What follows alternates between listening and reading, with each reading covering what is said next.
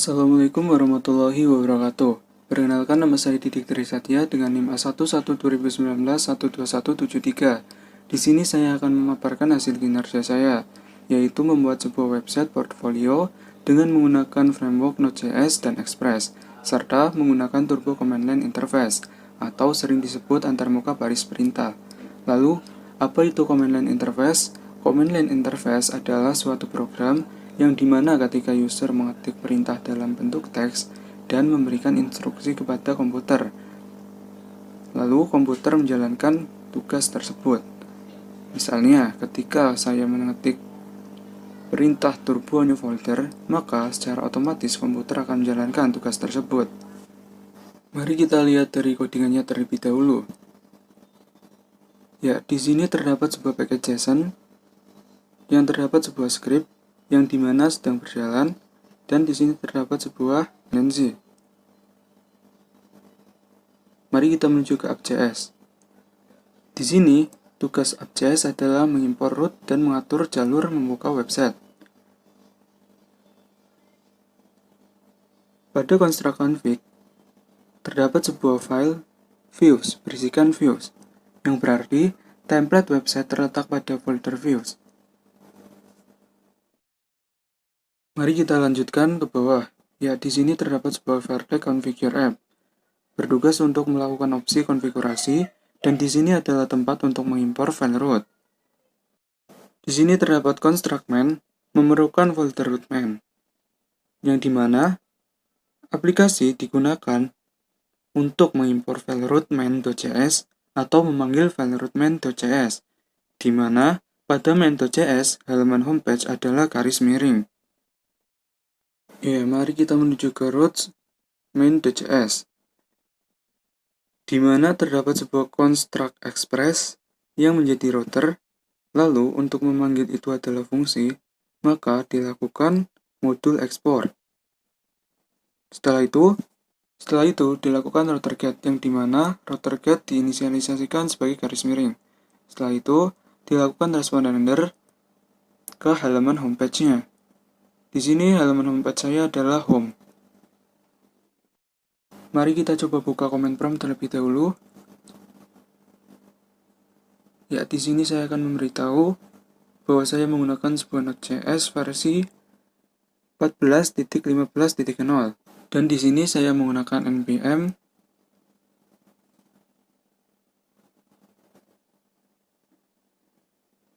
versi 6.14.0. Mari kita buka website saya. Di sini saya mengetikkan cd portfolio. Setelah itu, mari kita ketikkan npm run serve. Sebelumnya saya akan menjelaskan bahwa ketika kita melihat pada package JSON, saya menggunakan perintah serve yang terdapat pada script dan menuju ke turbo dev server, sehingga kita dapat menjalankan npm run serve dan akan menjalankan server di localhost. Setelah itu, kita langsung bisa membuka alamat localhost-nya di browser. Ya, selanjutnya apabila sudah muncul alamat localhost-nya, maka bisa kita copy terlebih dahulu. Setelah itu, bisa kita buka di browser. Entah itu di Chrome, Mozilla, maupun Internet Explorer. Kurang lebih tampilannya seperti ini. Baik, mari kita lanjutkan ke homepage-nya terlebih dahulu. Untuk menampilkan homepage seperti ini, dibutuhkan codingan seperti ini.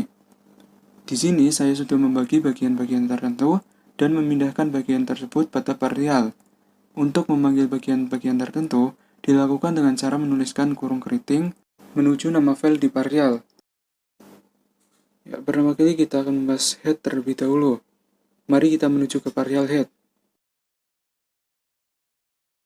Pada bagian head, terdapat sebuah metadata HTML yang berisikan data tentang dokumen HTML, di mana metadata tidak langsung ditampilkan di dalam web, dan untuk melihatnya adalah dengan cara mengecek source code-nya. Dan di sini terdapat icon berisikan global image 2, yang dimana saya sudah membuat file global JSON pada directory page, yang digunakan untuk menyimpan data. Untuk memanggil data pada global JSON adalah dengan membuat kurung keriting berisikan global titik nama data yang akan diambil. Pembahasan kedua, di sini kita menuju ke partial nav. Di sini terdapat kelas scroll up button, yang dimana ketika kita klik tombol scroll up, maka secara otomatis bergulir ke atas. Scroll up button ini berjalan karena adanya JavaScript. Jadi, mari kita lihat codingan progres JavaScript-nya. Di sini progresnya dimulai ketika dokumen sudah siap, lalu function menjalankan window untuk melakukan scroll, lalu menjalankan function. Jika ini posisi scroll Y lebih dari 500, maka scroll up button akan terlihat. Namun, apabila sebaliknya, maka scroll up button akan hilang atau terhapus. Lalu, pada saat kita mengeklik button ini, function menjalankan HTML animasi scroll top 0. Yang berarti ketika diklik langsung menuju ke atas. Setelah itu, dilakukan penghapusan gulir smooth atau menghilangkan gulir smooth pada klik tombol geser atas. Mari kita menuju pada bagian nav. Di sini terdapat sebuah logo, menu, dan menu button. Perbedaan antara menu biasa dengan menu button adalah pada penerapan ukuran layar. Pada menu biasa diterapkan pada layar desktop, sedangkan menu button diterapkan pada layar HP. Baik, mari kita kembali lagi kepada codingan. Sebuah menu tidak akan berjalan apabila tidak ada JavaScript. Mari kita lihat codingan progres JavaScript-nya. Sama seperti scroll up button, prosesnya. Akan tetapi, di sini dapat dilihat bahwa jika ini posisi scroll Y lebih dari 20, maka navbar akan tetap di atas pada saat scroll ke bawah. Namun, apabila sebaliknya, maka navbar dengan background menghilang. Lalu, pada saat kita memilih menu untuk diklik, maka function menjalankan HTML CSS smooth untuk melakukan gulir halus. Selanjutnya, pada menu button juga menerapkan JavaScript. Mari kita lihat codingan JavaScript-nya. Di sini bisa kita lihat bahwa pada saat kita mengeklik button ini, function akan menjalankan kelas navbar, kelas menu, tertera aktif, dan kelas menu button i tertera aktif. Mari kita menuju ke partial header. Di sini terdapat kelas home content berisikan teks 1, teks 2, teks 3, yang di dalamnya terdapat data global. Pada teks 3, terdapat kelas typing yang menggunakan JavaScript untuk menjalankan atau menggerakkan teks ini. Mari kita lihat JavaScript-nya di sini. Terdapat variable type sama dengan new tab, dalam kurung, kelas typing, berisikan strings untuk teksnya. Type speed atau kecepatan mengetiknya adalah 100 detik, dan backspeed-nya berisikan 60 detik. Lalu terjadi proses pengulangan. Di sini, terakhir, terdapat tag A berisikan ref menuju halaman kedua, yaitu My Portfolio. Jika websitenya kita klik, maka akan menuju ke halaman portfolionya. Kira-kira tampilannya seperti ini. Baik, selanjutnya kita menuju ke partial about. Di sini terdapat kelas about content berisikan kelas column left yang di dalamnya terdapat global data berbentuk gambar. Selain itu, terdapat column right yang berisikan kelas text yang di dalamnya terdapat global data nama dan kelas typing 2 yang menggunakan JavaScript sama seperti sebelumnya. Serta terdapat tag A berisikan file PDF untuk mendownload. Jika kita klik button download CV, maka secara langsung kita diarahkan untuk mendownload file tersebut. Selanjutnya, kita menuju ke partial service. Di sini terdapat kelas serve content yang berisikan kelas card dan box, di mana kelas box berisikan icon, kelas text, dan global data JSON. Mari kita menuju ke partial skill. Di sini terdapat kelas skill content yang berisikan kolom left, yang di dalamnya terdapat kelas tag, global data text, dan tag A ref menuju my portfolio atau halaman selanjutnya. Lalu, pada kolom right terdapat kelas bars yang berisi kelas info yang di dalamnya terdapat span, serta kelas line CSS untuk garisnya. Selanjutnya, kita menuju ke partial sertifikat. Di sini terdapat kelas carousel awal carousel yang berisikan looping class card dan box supaya lebih mempermudah codingan. Pada kelas carousel awal carousel, saya menerapkan JavaScript supaya sertifikat bisa bergulir ke samping sendiri secara otomatis. Dan ketika titik bawah atau sertifikat diklik, maka tidak bisa bergulir lagi atau terhenti seketika. Kita lihat pada script terdapat kelas carousel, .awal carousel, yang di dalamnya terdapat margin, pengulangan, autoplay timeout selama 2000 detik, dan autoplay hover pause berfungsi pada saat ketika kita mengeklik sertifikatnya, maka akan berhenti bergulir. Serta terdapat responsif yang berfungsi untuk menentukan berapa jumlah sertifikat yang akan ditampilkan. Dan di sini saya menampilkan 3 sertifikat sebagai tampilan utama. Lalu, pada class box terdapat gambar, teks, dan deskripsi. Akan tetapi tidak berasal dari data global JSON, melainkan melalui konten manajemen sistem di Turbo. Sehingga saya hanya mengambil nama data yang sudah saya buat pada model sertifikat.js. Pada main.js, saya sudah menginisialisasikan data sertifikat yang akan saya ambil. Sehingga partial sertifikat hanya memanggil nama datanya saja. Selanjutnya, yang terakhir kita menuju ke partial kontak. Di sini terdapat kelas kontak konten yang berisikan kelas icon. Di dalamnya terdapat kelas row yang terdapat global data JSON. Lalu pada kolom right terdapat sebuah formulir untuk mengirimkan pesan yang dimana terdapat form, action, atau message yang dimana saya sudah membuatnya pada model untuk menginisialisasi sebuah data dan melakukan metode post. Saya menerapkan JavaScript pada formulir. Kita lihat JavaScript-nya di sini, terlihat function yang memanggil hello untuk mengecek apakah JavaScript sudah berjalan atau tidak. Ya, di sini JavaScript-nya sudah berjalan ya. Setelah itu, ketika button send message diklik, maka function terdapat peristiwa di mana jika peristiwa event.prevent default digunakan untuk mencegah browser dari melaksanakan tindakan default. Lalu, di sini terdapat variabel message berisikan nama data dari model message dan ID dari partial kontak.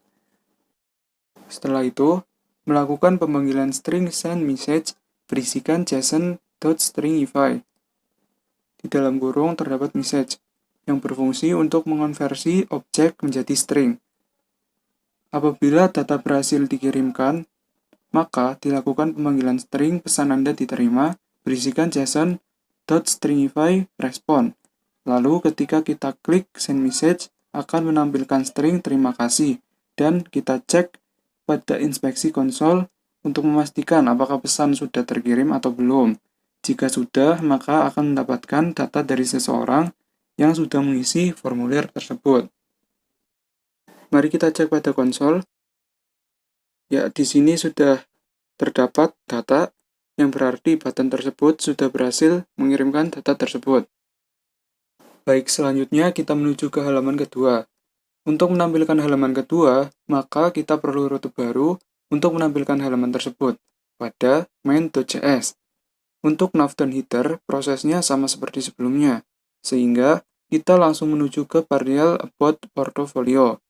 Mari kita lihat codingannya di sini. Terdapat sebuah kelas about content 2 yang berisikan kelas kolom right yang di dalamnya terdapat sebuah paragraf dan button.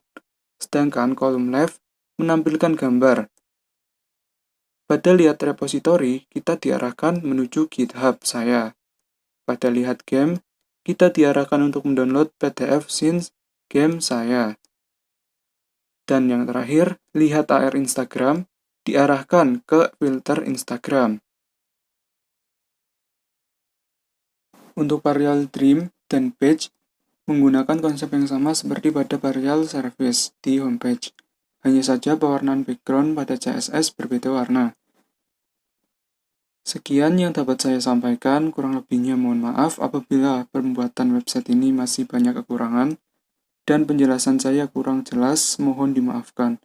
Wabillahi taufiq wal hidayah, wassalamualaikum warahmatullahi wabarakatuh. Baik, kali ini kita akan membahas tugas proyek akhir saya. Pertama-tama kita ketikkan terlebih dahulu CD tugas akhir. Setelah itu, jalankan npm run serve. Jika server sudah muncul, maka kita copy terlebih dahulu. Lalu kita buka pada browser.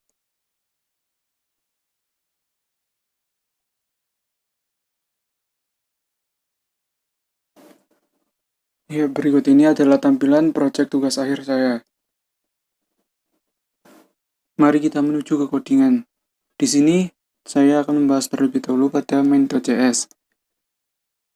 Di sini saya mengerut pada home, pada fitur, pada docs, pada instalasi, pada modul 1, pada modul 2, pada modul 3, pada modul 4, npm, dan event. Sehingga totalnya adalah 11 halaman. Baik, kita akan menuju ke halaman homepage terlebih dahulu. Di sini terdapat sebuah head yang dimana isinya terdapat pada section. Baik, seperti biasanya di dalam head terdapat sebuah metadata seperti yang sudah dibahas sebelumnya, dan di sini saya menggunakan sebuah style CSS buatan saya sendiri. Dan di sini saya menggunakan Ajax JavaScript. Selanjutnya kita akan membahas navbar yang berada di dalam sebuah section.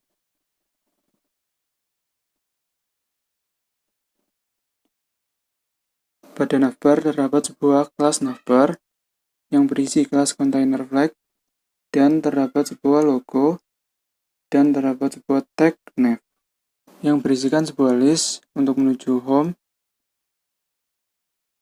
Mari kita coba. List berjalan, lalu selanjutnya ke list fitur berjalan, kemudian selanjutnya ke docs, dan berhasil dijalankan juga. Baik, selanjutnya terdapat sebuah showcase yang berada di dalam sebuah section.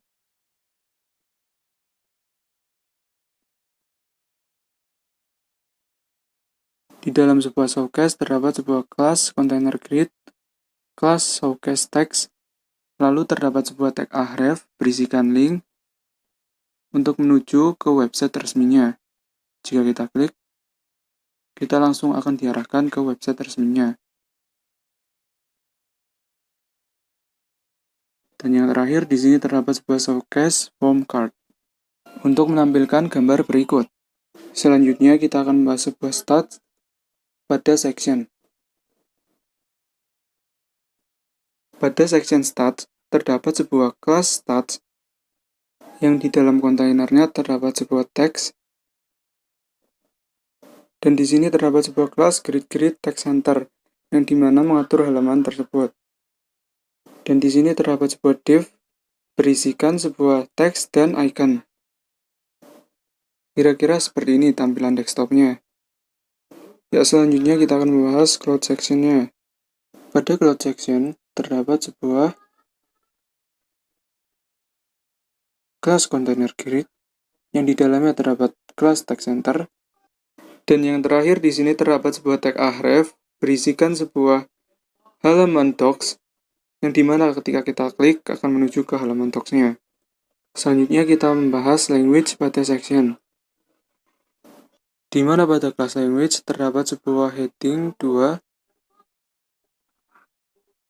dan di sini terdapat sebuah kelas container flags berisikan sebuah card. Jika kita lihat websitenya adalah tampilannya seperti ini. Dan yang terakhir terdapat sebuah section footer. Pada section footer terdapat sebuah list sama seperti pada navbar. Jika kita klik maka akan menuju ke home. Jika kita klik fitur maka akan menuju ke halaman fitur. Dan jika kita klik docs akan menuju ke halaman docs-nya. Selanjutnya kita akan membahas halaman fitur. Di sini terdapat sebuah head fitur. Mari kita buka pada section.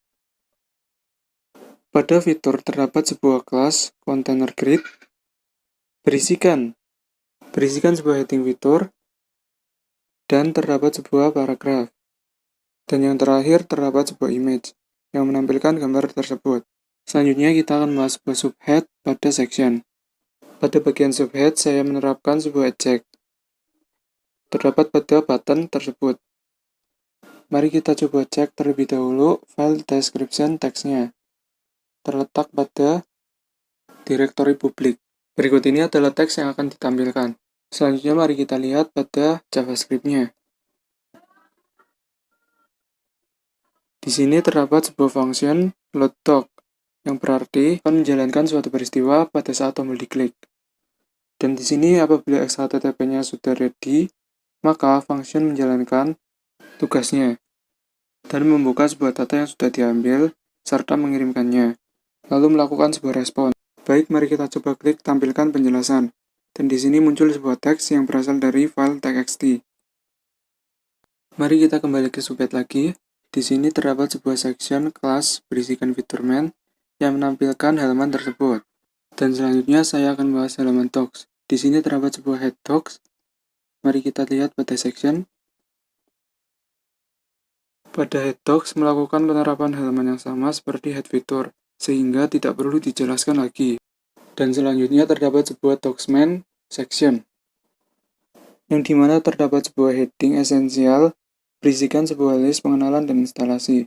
Dan di sini terdapat sebuah heading deployment yang berisikan sebuah list modul sampai peristiwa npm. Selanjutnya di sini terdapat sebuah card berisikan teks pengenalan dan cara kerja Node.js-nya. Kurang lebih seperti ini. Ya, selanjutnya ketika kita klik esensial bagian instalasi, maka kita akan menuju ke halaman yang baru. Di sini terdapat sebuah install Node.js. Mari kita bahas. Di sini terdapat sebuah kelas card yang berisi link menuju ke install Node.js-nya. Ya, berikut adalah website resminya. Jika kita lihat ke bawah, di sini terdapat sebuah kode yang dimana kurang lebih tampilannya akan seperti ini. Selanjutnya mari kita coba klik modul Node.js-nya. Jika kita lihat, penerapan tampilan websitenya tidak jauh berbeda dari instalasi, yaitu terdapat sebuah link yang dimana jika kita klik, maka akan menuju ke website resminya. Dan di sini terdapat sebuah tag kode sama seperti sebelumnya.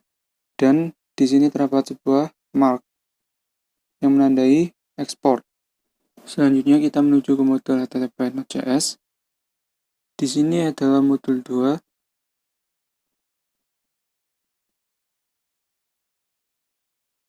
Jika kita lihat tampilannya sama seperti sebelumnya, akan tetapi tidak terdapat sebuah link. Selanjutnya sistem file Node.js. Di sini tampilannya tidak berbeda seperti sebelumnya. Penerapannya sama, dan di sini terdapat sebuah link. Jika kita klik link tersebut, maka akan menuju ke website resminya. Selanjutnya kita menuju modul URL Node.js-nya. Tampilan penerapannya sama seperti sebelumnya, hanya tidak terdapat link. Selanjutnya kita menuju ke Node.js npm-nya. Penerapan tampilannya tidak jauh berbeda dari sebelumnya, hanya tidak terdapat link. Selanjutnya kita menuju ke peristiwa JS npm. Penerapannya sama seperti sebelumnya, tidak terdapat link. Sekian yang dapat saya sampaikan, kurang lebihnya mohon maaf. Wabillahi taufiq wal hidayah. Wassalamualaikum warahmatullahi wabarakatuh.